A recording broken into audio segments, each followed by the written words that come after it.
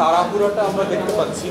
অনেক রাজনৈতিক দলও একটু ক্লান্ত হয়ে গেছে এবং তারা বোধ করছে যে সংসদে রেফার করে অনেক সমস্যার সমাধান করে দেওয়া যাবে। তো আদৌ এই কমিশন আসলে কন্টিনিউ করবার প্রয়োজন নাই। কিন্তু বাংলাদেশের সংসদ কতটুকু ফাংশনাল হবে, কারা সংসদ সদস্য হবেন, কারা টিকিট পাবেন, এটার গত 53 বছরের ইতিহাসটা আমাদের কাছে পরিষ্কার এবং সেটা সন্তোষজনক না। তাই আমরা বোধ করছি যে ঐকমত্য কমিশন প্রয়োজনে ঘোষণাপত্রকে প্রায়োরিটি দিয়ে আরও কয়েকদিনের জন্য যদি বসা দেয় এবং আরও কিছু বিষয় যদি এক্সটেন্সিভলি নেগোশিয়েট করবার সুযোগ থাকে সেটা করা দরকার। একটা জিনিস মাথায় রাখতে হবে যে ঐকমত্যটা সারা দুনিয়াতে অনেক জটিল। আপনারা যারা দক্ষিণ আমেরিকার ফার্ক রেবেলদের কথা শুনেছেন, নরওয়ে, সুইজারল্যান্ড এবং কিউবা মিলে 6 বছর নেগোশিয়েট করতে হয়েছে। নেপালে দেখেন এই মাওয়িস্টদের সাথে বছরের পর বছর, দশকের পর দশক নেগোশিয়েট করতে হয়েছে।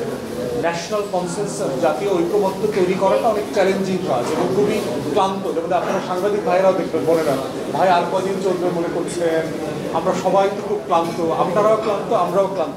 কিন্তু ন্যাশনাল ইন্টারেস্টে জাতির জন্য তো আসলে কষ্টগুলো করতে হচ্ছে। আমরা যারা সারাদিন মিটিং করে আবার রাতে এতগুলো কাগজপত্র নিয়ে সারা রাত ধরে লেখাপড়া করি, যেটার জন্য আমাদেরকে আসলে বেতন দেয় না, রাষ্ট্র বেতন দেয় না, জনগণও বেতন দেয় না। তা আমরা এই কাজটা আসলে কেন করছি? মানুষের জন্য করতেছি, দেশের জন্য করতেছি, 1400 শহীদের জন্য করছি। গণ অভ্যুত্থানে এত বড় ত্যাগ, এত বড় একটা ঐতিহাসিক ঘটনা ঘটে গেছে, এটা থেকে যদি আমি ফল আনতে না পারি দেশের জন্য, রাষ্ট্রের জন্য, তাহলে সেটা খুব দুঃখজনক হবে। তাই ক্ষমতার ভারসাম্য এবং রাজনৈতিক দলগুলো ছাড় দেওয়ার যে জায়গাটা সেখানে আমরা দেখতে পাচ্ছি না। রাজনৈতিক অপোজিশনের বিরোধী দলে থাকা অবস্থায় যত বড় বড় কথা বড় বড় দলগুলো বলেছেন, সেগুলো দেখানোর সময় ছিল গত কয়েকটা সপ্তাহ, কিন্তু সেখানে আমরা যথেষ্ট ঘাটতি দেখেছি।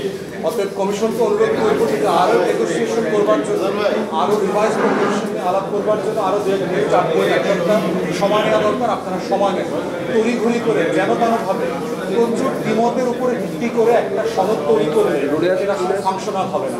এরপরে দেখবেন আর একটা এজেন্ডাভুক্ত আলোচনা বাকি রয়ে গেছে, সেটা হচ্ছে এই সনদের স্ট্যাটাস কী হবে। সেই স্ট্যাটাসে কিন্তু আরও যথেষ্ট জটিলতা হবার সুযোগ আছে।